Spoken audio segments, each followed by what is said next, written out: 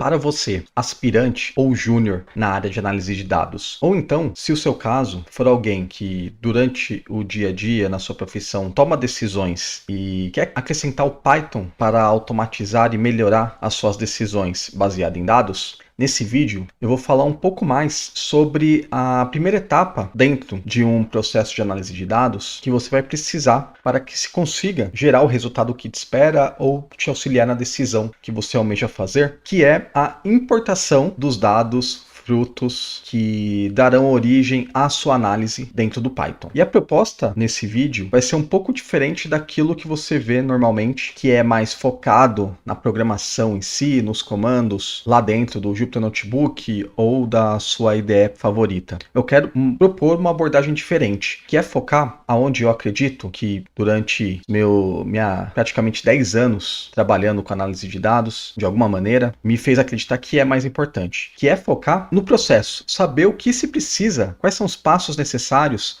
para que você consiga ter uma resposta coerente e aproveitar da melhor maneira possível os dados que você tem disponível e transformar isso em informação para melhorar a sua decisão, que ela seja mais orientada por dados e menos orientada por feeling. Então, nessa série de vídeos que pretendo fazer sobre o processo de análise de dados, eu vou focar mais nesse fluxo específico, dando dicas e falando durante a minha explanação desses vídeos que irei fazer por aqui, aquilo que eu mais vi durante minha experiência, que seria mais importante para se aprender, para que a partir desse conhecimento do fluxo você ir atrás da programação necessária para se executar esse processo. E também é isso que eu vou fazer já nesse primeiro vídeo e falar sobre importação de dados do Python. Aquilo que eu julgo que foi mais importante, que realmente, dentro daquele Pareto dos 80-20, quais são os 20% mais importantes dentro de todo esse processo. E se você também acredita que faça sentido essa abordagem de conhecimento, que de fato eu, sinceramente, penso que é a forma mais efetiva de você realmente aprender o que precisa, de uma linha de aprendizado mais rápida, é começar entendendo o fluxo para que aí, depois que ele estiver bem entendido, você consiga ir acrescentando conhecimento de programação, de como vai conseguir executar todo esse fluxo de conhecimento. Aí te convido a que se inscreva no canal para que receba a atualização dos próximos vídeos, se é que já não está disponível no canal, dependendo do momento que você for ver esse vídeo. Dê um like também para que outras pessoas com interesses similares recebam o vídeo, para que o algoritmo do YouTube entenda que será útil para eles também. E comenta aqui embaixo se tem algum interesse que eu aprofunde algum assunto específico, que eu fale um pouco mais sobre a programação em si, ou se tiver qualquer outra dúvida ou contribuição para essas pessoas iniciantes que vão ver o vídeo também, com certeza eu também lerei as suas contribuições aqui embaixo. Bom, agora na minha tela eu estou mostrando para vocês um notebook que eu havia criado lá atrás quando eu usava mais o Python no ambiente profissional. Confesso que eu estou um pouco enferrujado nesse momento, mas o principal ponto que eu quero passar para vocês é: preocupe primeiro em entender o fluxo de uma análise de dados como um todo, e assim que você consegue entender isso, vai ser muito mais fácil você realmente aprender a programar, botar a mão na massa, saber o que você precisa procurar, o que é necessário saber por trás disso e entender também quais serão os seus próximos passos. Porque aqui você vai, assim que entender o fluxo, conseguindo imaginar quais serão os seus desafios. Como, por exemplo, se eu faço análise hoje no Excel e começou com o tempo a ficar cada vez mais difícil, porque o Excel, quanto mais dados ele tem, mais ele trava. Ou então, se você precisa pegar vários arquivos, já que, sei lá, na sua empresa tem mais de um funcionário atualizando planilhas em locais diferentes, para você conseguir fazer o link em cada uma delas dá muito mais trabalho, então você vai conseguir entender no dia a dia que todos esses problemas, eles podem ser evitados se você conseguir desenhar esse fluxo antes, né, com o conhecimento. Aí vai entrar o conhecimento de programação, tecnologia, base de dados. Aí com isso, eles vão te dar insumos necessários para você contornar esses problemas, como por exemplo, construir uma base de dados no início do processo, aonde ela pode ser automaticamente alimentada por algum arquivo Excel que lá o funcionário, o vendedor da ponta, vai conseguir cadastrar o seu lead. Ou até melhor, o sistema que entre em contato com o seu cliente, ele automaticamente alimenta, né, essa planilha ou um banco de dados, e através disso você consegue mensurar aonde vai entrar o gargalo da sua análise de dados. Enfim, eu dei esse exemplo, mas a gente pode dar outros 50 mil exemplos dentro do seu fluxo para que você consiga melhorar o serviço, automatizar, evitar problemas de informação. Aí um exemplo de problema de informação é, se você deixa um campo aberto para que o vendedor escreva, sei lá, data de nascimento do cliente, e lá dentro ele colocar um campo de texto, né, colocar uma barra errada, o número, ao invés de colocar o número 0, colocar a letra O, esse tipo de erro, que com certeza quando você for fazer uma análise olhando 50 mil dados, você não vai encontrar, apenas vai ter um campo que vai ter uma data de nascimento inválida. Então esses tipos de erros, quando a gente fala em Big Data, uma análise de muitos dados, vão acabar passando batido no individual, se você não acrescentar travas e análises desse dado e, por consequência, você conseguir tratá-lo antes de gerar o resultado como um todo. Então, baseado nesses processos, nesses passos que encontrei aí durante minha década de experiência, eu separei por essas etapas. Bom, biblioteca não vou entrar muito aqui em detalhamento para vocês, mas basicamente uma programação, já que a programação Python ela é geral, não foi feita exatamente para análise de dados, várias outras pessoas, especialistas que contribuem para uma programação open source, ela cria facilitadores, aonde, em vez de você ter que fazer tudo na unha, né, como fazer uma importação de um arquivo, transformar ele num data frame, num padrão para você conseguir analisá-lo, você teria que fazer tudo isso na mão. Eles facilitam, eles fazem essa lógica por trás, né, essas pessoas.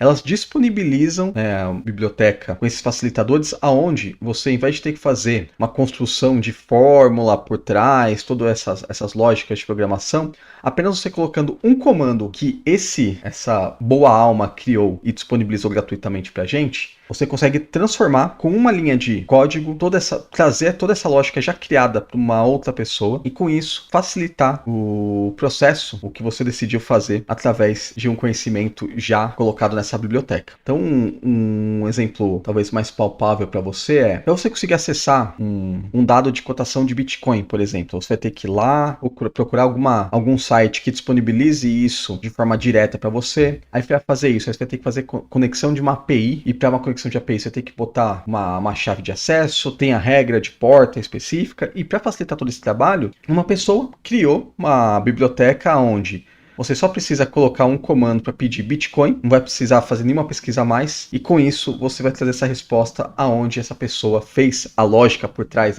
dessas regras de API, porta correta, código do Bitcoin por trás. Você não vai precisar mais fazer essa programação como um todo, mas sim somente chamar essa biblioteca de alguém e através de um comando você vai ter a mesma resposta do que sem essa biblioteca você teria que fazer um processo muito mais manual. E essa mesma lógica para a construção de gráficos, para trazer modelos de machine learning, algoritmos, contas, enfim, tem várias funções e existem algumas bibliotecas que são padrão do dia a dia de um analista de dados. Eu trouxe aqui as principais e vou nesse momento rodar a NumPy e Pandas que vão ser necessárias para essas importações iniciais, e a restante eu comentei aqui. Bom, falei que ia pular, acabei gastando, sei lá, bastante tempo explicando bibliotecas. Na sequência vem a importação, ou seja, trazer as informações, os dados necessários para a sua análise. Assim que você fez a importação dos dados, vai vir um tratamento, que é o que eu tinha comentado, né? Que às vezes o dado vem de uma forma incorreta ou vem de uma forma não padronizada, você vai precisar juntar as informações através de uma chave única, vai precisar enriquecer os dados, sei lá, você tem uma base de clientes e uma base de vendas, você vai para saber que informações você quer colocar a idade do cliente na base de vendas, você tem que fazer uma chave, trazer, sei lá, o CPF do cliente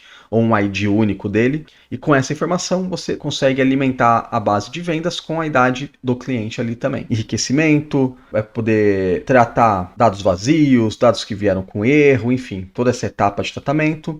A análise em si, entender que informações você tem ali dentro, quantidade, quantas vendas você teve, sei lá, com pessoas abaixo de 18 anos, acima de 25. Todos esses tipos de análises eu separei aqui no processo, no fluxo de uma análise de dados aqui dentro da análise.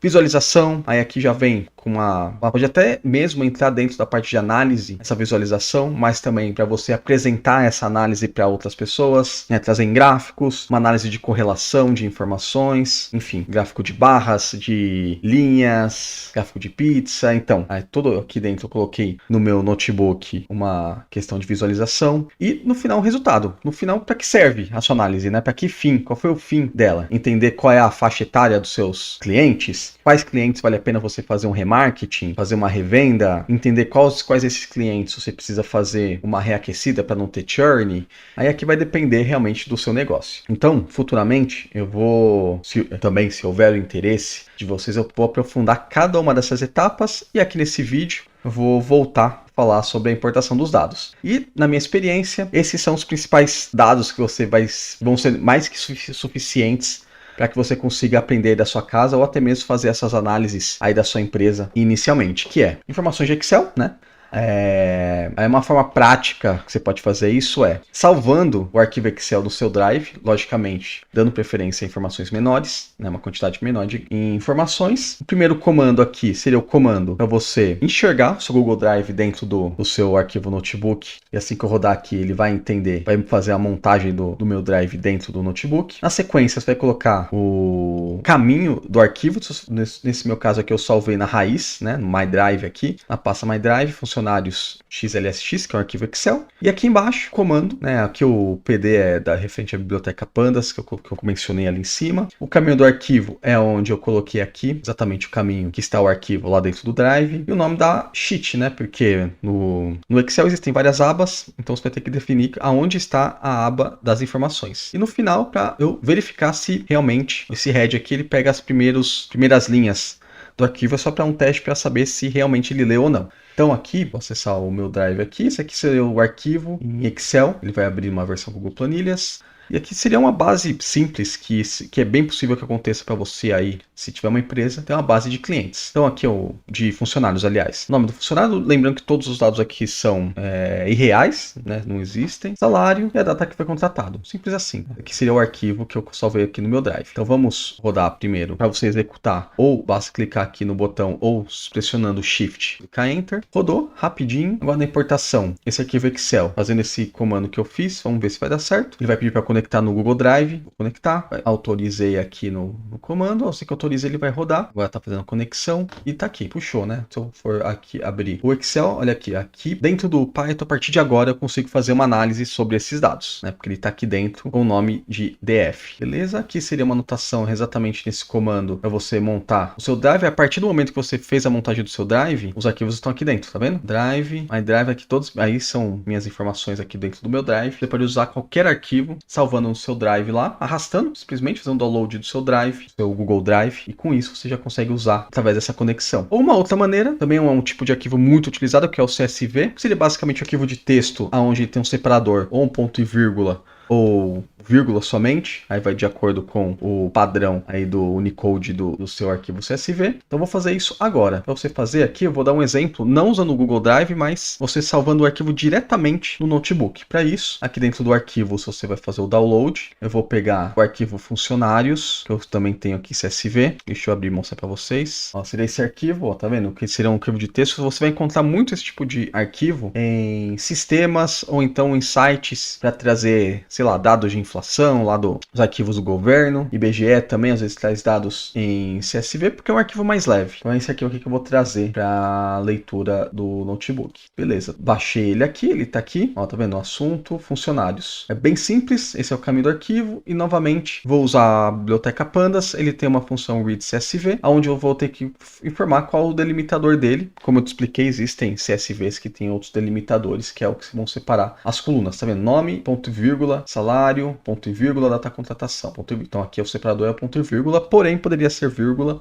Enfim, aí você pode abrir o arquivo e identificar qual seria o delimitador dele. E com isso, novamente, eu trago a informação lá do CSV para cá, para dentro do notebook. Com isso, fazendo a importação, consigo também utilizar esse arquivo para análise. Consigo utilizar os dois arquivos para análise numa visão igual, num data frame, que aí vai ser muito mais fácil você trabalhar, juntar cada uma das informações e tudo mais. Uma outra forma, que aqui é mais utilizada para ambientes corporativos, que é através de banco de dados. Aqui, eu te aconselho a não se preocupar tanto em fazer essa conexão, porque se você estiver trabalhando numa empresa que vai realmente utilizar bancos de dados para você fazer suas análises, esse processo de importação já vai estar padronizado. Você já vai ter ele lá no sistema, você não vai precisar montar do zero. Porque para conectar banco de dados tem uma regra de negócio interna, é um banco de dados que cada um tem o seu, tem nomenclaturas, senhas, chave de acesso, todas específicas e vai variar de empresa para empresa. Então eu não me preocuparia, não gastaria tanto tempo se fosse você, se quer aprender hoje com o intuito de entrar numa empresa como um analista de dados, porque essa parte de importação já vai estar dada. O que você vai precisar, em muitos casos, pelo menos o que eu vi no mercado é, se você quiser alimentar com novos dados vindos de negócio, vão ser basicamente de um Excel ou de uma tabela nova desse banco de dados, ou seja, já vai estar importado, basta você mudar a referência aqui dentro da query, mas é questão de SQL, que aí é um outro assunto, que se você tiver interesse eu também posso aprofundar um pouco mais aqui no canal. Porém, quando a gente fala sobre o assunto de importação de banco de dados, essa conexão aqui, essa regra de conexão, que vai variar de acordo com o banco de dados, ela vai ser dada pela empresa. O exemplo que eu estou dando aqui é para a gente conseguir criar um banco de dados do zero, tá? Esse comando aqui você vai conseguir criar um DB do zero. Porém, já que ele vai estar zerado, eu não tenho ainda a informação você vai colocar dentro dele. Eu poderia alimentar linha a linha, poderia colocar o próprio CSV, o que está dentro do CSV, dentro do banco de dados. Porém, essa é um tipo de fluxo que eu enxergo como não aplicável ao dia a dia prático. Então, por isso que eu vou me limitar aqui nessa lógica de criar um banco de dados dentro do seu Drive. Porém, esse aqui seria o comando. Esse aqui seria um comando para você fazer qualquer query de conexão de um banco de dados já existente. Então, se você já tiver um banco de dados já existente, seria basicamente esse processo para você transformar essa saída de informações num data frame também. E com isso você conseguir padronizar o mesmo tipo de informação para todas as importações diferentes. Aí aqui eu trouxe uma outra linha que aí sim pode ser útil para o seu negócio se você estiver fazendo, sei lá, trabalhando num SaaS ou num banco de dados de uma empresa pequena ou da sua empresa mesmo. Uma das opções é você ter o seu banco de dados dentro do Firebase. Também já inclusive deve ter vídeos aqui no canal falando sobre o Firebase, que é um sistema back-end do Google, onde você consegue um custo acessível até para você iniciar a criar o seu banco de dados por lá, e ele está disponível para você conseguir utilizar num seu projeto de SaaS ou de algum sistema seu interno, onde será necessário você armazenar dados provenientes de um sistema ou de alguma outra informação que você irá precisar fazer essa análise ou consulta posteriormente. Esse é o padrão, né? Existe até mais uma biblioteca, né? Firebase Admin, onde você consegue, através de uma chave que você vai baixar lá no Firebase, é um processo meio que padronizado para todos os outros backends também, onde você vai precisar fazer uma conexão, ter uma chave de conexão, vai precisar ter o nome da sua coleção, que seria basicamente o nome do seu banco de dados lá dentro do Firebase, e esses são os comandos em que também te aconselho a não se preocupar muito, que aí você encontra facilmente nos manuais de Firebase, aqui dentro do notebook, ou até mesmo com um chat GPT da vida te explicando quais são os comandos corretos para você conseguir fazer essa conexão. E essas são as linhas padrões para você novamente pegar a informação de lá e transformar num data frame e deixar as informações padronizadas. Do mesmo jeito que tem o Firebase, também tem o Supabase, que é muito utilizado aí no mundo da galera do MicroSAS, aí utilizam o Supabase, que ele também tem um plano generoso gratuito para você começar a brincar dentro dele. Inclusive também tem um vídeo aqui no canal sobre o Supabase. É uma forma que você tem gratuita de ter um ambiente SQL para ir treinando comandos de SQL, aprendendo a manejar banco de dados, logicamente com a limitação de linhas. Mas é um outro back-end que eu aconselho fortemente a você dar uma fuçada, que pode ser útil para você, para o seu sistema, se você for um empreendedor. E aqui é a mesma lógica, né? Fazer um URL de conexão, que aí lá dentro do Supabase você consegue fazer essa configuração. Você consegue pegar a chave também e com isso transformar a informação que está lá dentro de acordo com a sua query, a sua puxada de informação, trazer também e transformar em data frame. Uma outra forma de importar dados através de APIs, aí aqui seria chances de obter dados que estão na internet, né? Basicamente é isso, você vai fazer via API. E aqui dentro tem um exemplo que o Banco Central disponibiliza, né? Que é para trazer dados sobre o IPCA. Aí aqui dentro também não vou focar muito na programação, mas existe aqui o fluxo da URL do Banco Central, que tudo isso aqui é disponibilizado também em manuais de APIs do Banco Central. Aqui tem um if para verificar se a conexão se deu de forma correta, informar aqui o período que você quer. Aqui tem umas filtros de mensagem de erro, se caso tiver um problema de conexão, e com isso ele deu as informações, né, trazendo qual foi o IPCA de cada um dos meses, né. Uma outra API famosa do CEP, que ele traz informações de logradouros baseado no seu CEP. Então vou trazer um exemplo, trazendo esse CEP aqui para ver que informação que ele traz. Tá vendo? Esse aqui é o CEP da Avenida Celso Garcia, do Brás, cidade, estado. Mais um exemplo aqui é para trazer dados de ações. Aqui tem a biblioteca Yahoo Finance, que também a minha dica é que você sempre pesquise, porque pode ser que amanhã não seria essa biblioteca, por isso não se preocupe muito com a programação em si. E aqui estão, eu tinha trazido Petrobras e Itaú. E uma última forma que também muito utilizada, através de scrapping, ou seja, é uma maneira de você raspar as informações que estão no site. E aqui tem que tomar muito cuidado, porque tem muitas informações que são confidenciais, não são autorizadas de você usar. Então, para cada site, você pode ter esse risco de problema. E o que eu trago aqui é um exemplo prático, que eu já usei para em outros trabalhos, que é trazer informações de fundos imobiliários lá dentro do Investidor 10. Com isso, ele faz a raspagem dessa URL. Olha que interessante. Aqui eu rodei, né, o scrap que funcionava na época que eu usava aqui, pegar uma lista dos fundos de imobiliários mais queridos, e deu erro, né? Aí eu perguntei pro Gemini, para quem fez uma simulação, para quem não conhece código, provavelmente aqui não vai ser a melhor fórmula, mas falei que estava o erro e pedi para executar, né, para aquele que gere o scrapping, né, para puxar a tabela que eu queria das mais queridas, e com isso ele conseguiu gerar aqui a tabela. Novamente aqui ele conseguiu criar uma data frame de fundos imobiliários e novamente eu consegui usar essa informação para juntar na minha análise também. Então, depois de tudo que tentei passar aqui para vocês, resumindo, as principais formas de importação são de arquivos Excel, CSV, banco de dados, lembrando o adendo que aqui em grandes empresas vai ser o mais utilizado